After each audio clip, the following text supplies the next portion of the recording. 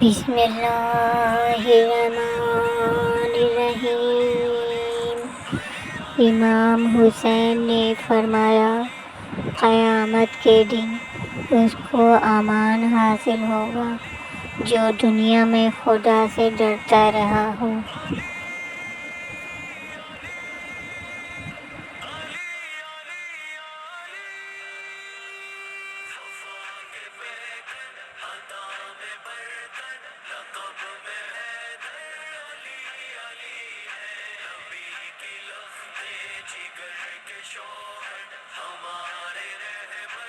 ایسی چیز کو خوب جمع کرو جسے نہ آگ جلائے نہ مٹی کھائے۔